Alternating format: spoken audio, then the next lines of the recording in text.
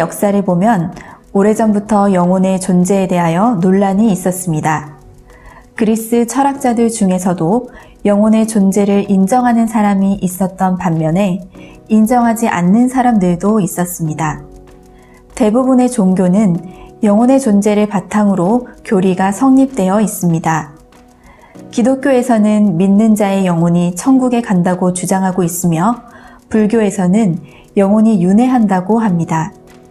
그럼에도 불구하고 현대 과학에서는 아직 영혼의 존재를 인정하지 않고 있습니다. 영혼은 분명히 존재합니다. 그런데도 대부분의 사람들이 영혼의 존재를 인정하지 않는 이유는 영혼의 존재를 직접적으로 느끼지 못하기 때문입니다.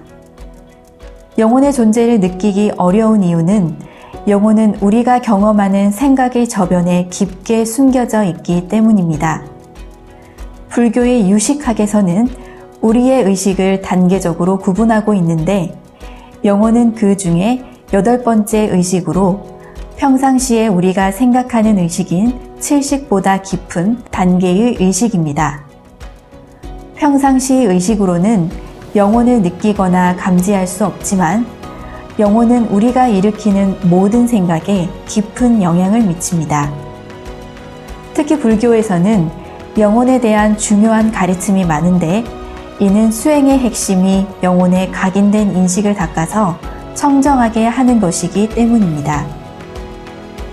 현재 의식인 칠식은 육신의 죽음과 더불어 소멸하지만 영혼의식인 팔식은 사후에도 멸하지 않고 또 다른 생으로 윤회합니다. 따라서 윤회의 주체는 영혼이며 내생의 환경을 결정하는 것은 전생에 지었던 업과 인연입니다. 과학에서는 영혼의 존재를 아직 밝히지 못하였기 때문에 그 존재를 인정하지 않고 있습니다. 근래에 들어서 정신분석학 분야에서 잠재의식과 무의식에 대한 연구가 활발히 진행되고 있지만 아직 과학적으로 영혼의 존재를 완전히 규명하지 못하고 있습니다. 그러나 언젠가 과학기술이 고도로 발전하면 영혼의 존재가 밝혀지게 될 것입니다. 불교의 궁극적인 목표는 영혼의 존재와 영혼의 세계를 깨닫는 것이 아닙니다. 영혼의 세계를 초월하여 불생불멸하는 진화를 찾는 것입니다. 이 때문에 불교 관련 몇몇 학자나 스님들이 영혼도 없고 윤회도 없다고 하지만 이는 정확한 표현이 아니고 영혼이나 윤회가 실체가 아니다라는 말이 보다 정확한 표현입니다. 결론적으로 영혼은 존재하지만 그것도 실체가 아니므로 거기에 집착하지 않고 영원불변하는 진화를 찾아야 합니다. 그것이 불교 수행의 최종 목표인 바로 성불인 것입니다.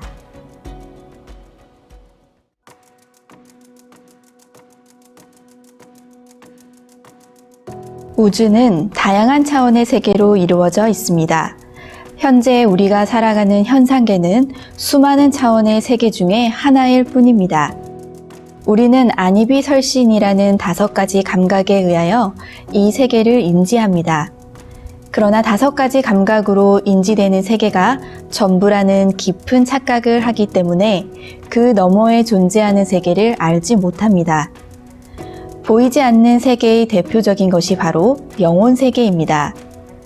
일부 영안이 열린 사람들은 영계를 보면서 그 세계를 경험하지만 대부분의 사람들은 영계를 알지 못하며 심지어 영혼의 존재를 부정하기까지 합니다.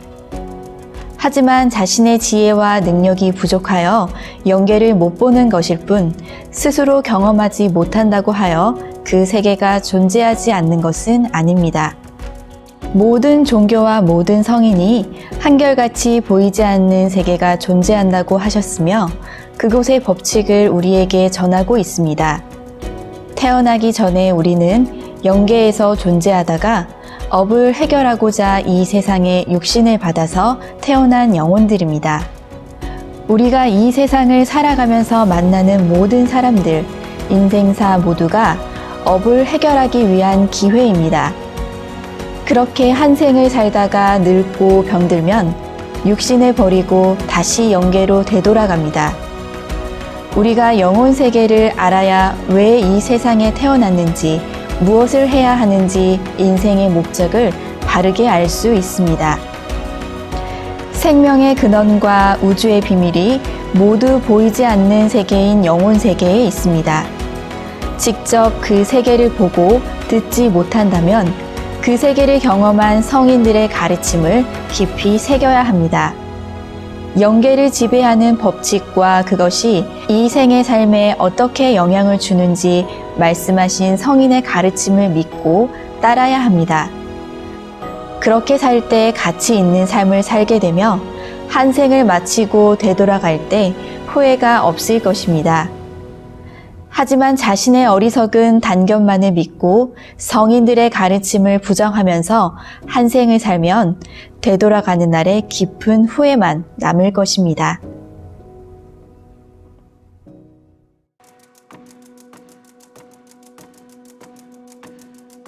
지구상의 사람들 중에서 육신이 내가 아니다라는 사실을 알고 있는 이는 많지 않습니다.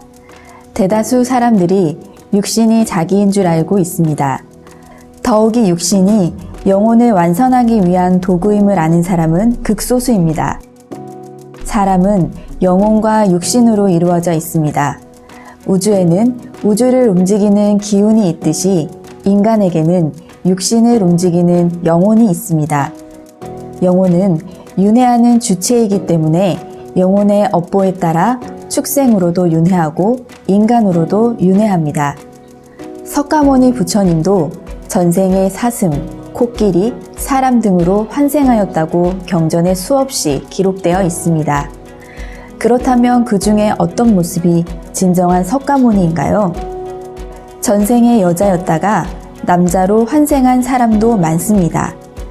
육신의 모습은 윤회하면서 계속 바뀌기 때문에 그 중에서 어느 것이 자신의 모습이라고 말할 수 없습니다. 이처럼 원래 영혼은 여자도 아니고 남자도 아닙니다. 여자도 업보를 받아서 여자가 된 것이고 남자도 업보에 의해서 남자가 된 것이며 축생으로 태어나는 것도 업보에 의한 것입니다.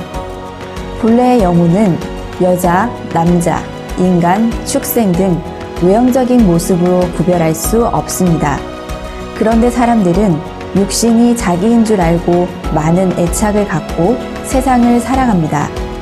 그러나 마음을 닦아 영혼의 눈을 뜨게 되면 육신이 내가 아님을 저절로 알게 되고 영혼을 맑게 하는 것이 엄청나게 중요하다는 것을 깨닫게 됩니다. 수행을 통하여 어느 경지에 이르면 유체 이탈을 하게 되어 우주와 영혼의 세계를 경험할 수 있습니다. 일반인들도 대수술을 받거나 자동차 사고와 같은 강한 물리적인 힘이 갑자기 신체에 가해질 때나 잠을 자는 동안에 잠깐 유체 이탈을 경험하는 경우도 있습니다. 우리나라 말의 혼나볼래라는 말은 혼이 나갈 정도로 맞아보겠냐는 뜻으로 이를 의미합니다.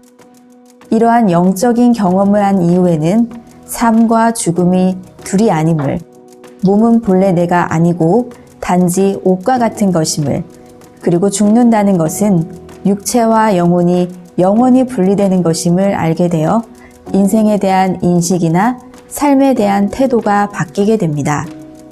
이처럼 영혼에 대한 자각이 수행의 기초 단계입니다.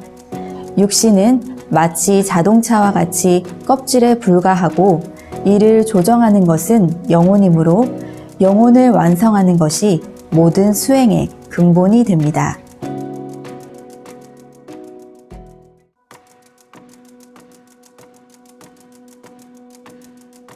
영혼의 상태는 비유비무입니다.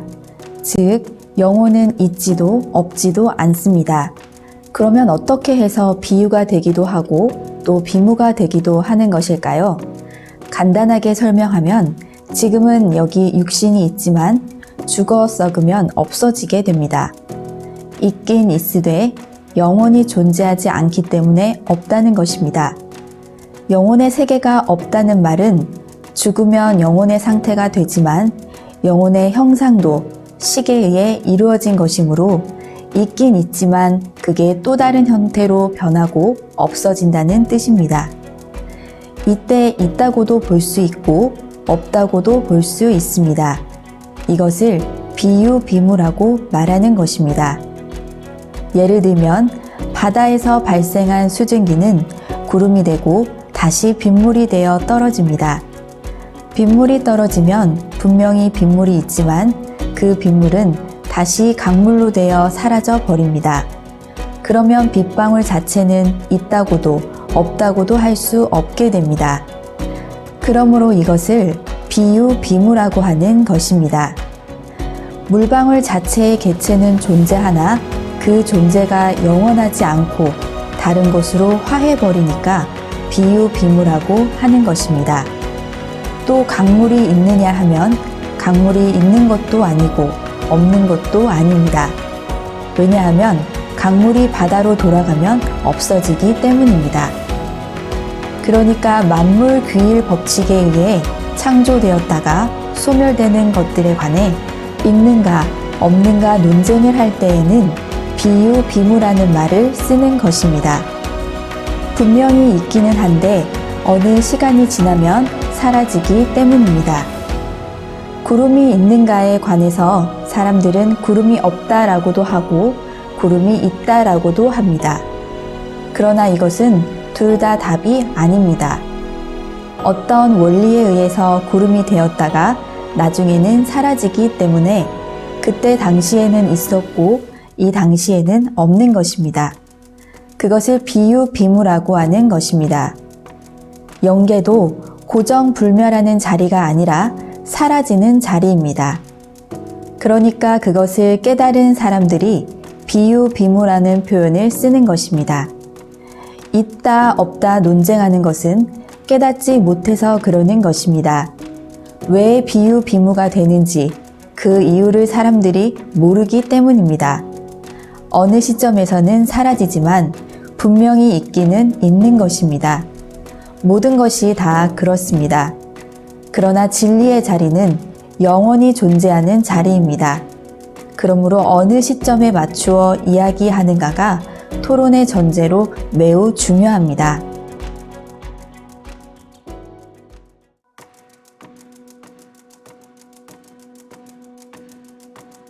불교의 핵심 사상 중에 무아와 윤회가 있습니다. 무아는 이 세상에는 고정불변의 나의 실체가 없다는 뜻이며 윤회를 한다는 것은 나고 죽는 주체가 있다는 뜻입니다.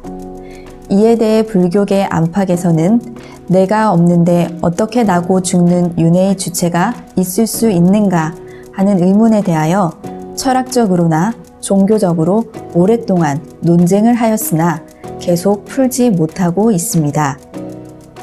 이 의문은 불변의 실체와 변화하는 윤회의 주체를 바로 구분하지 못하는 데서 생긴 것입니다. 윤회는 모든 생명이 스스로 지은 업에 따라 다른 생명으로 나고 죽는 것을 반복한다는 것입니다. 생명의 주체는 영혼이며 자신이 지은 모든 행위는 이 영혼에 기록되어 있다가 언젠가는 그 과보를 모두 받게 됩니다. 따라서 영혼이 윤회의 주체이며 영혼에 각인된 모든 업장과 집착으로 인한 인식이 다음 생의 운명을 결정하게 됩니다. 영혼도 변화의 세계 속에 존재하므로 서서히 변화해가며 영원 불멸한 것은 아닙니다. 불법은 영혼에 각인된 업장과 인식을 소멸하여 영혼에서 벗어나는 법을 가르칩니다.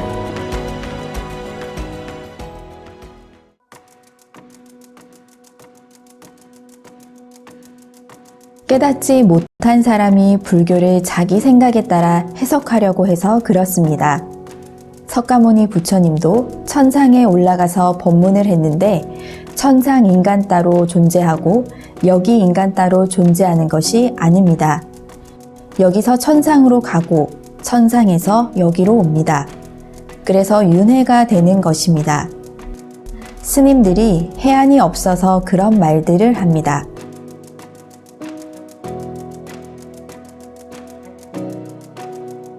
수행은 항상 객관적이어야 합니다. 그렇게 하지 않으니까 화엄경, 법화경에서 수많은 신들이 등장함에도 불구하고 신이 없다, 영혼이 없다, 이런 얘기를 합니다. 장님이어서 삼천대천세계를 보지 못하니까 신이 있는지 없는지, 영혼과 마음이 같은 것인지 다른 것인지 혼동이 오는 것입니다. 그러나 깨달은 입장에서 보면 마음도 버려야 하는데 영혼이 어디 있겠습니까? 삼천대천세계가 다 헛개비입니다. 그러나 그것은 깨달은 상태에서 봤을 때의 이야기고 거기에 이르기 전까지의 단계는 그것은 엄연히 존재하는 현실인 것입니다.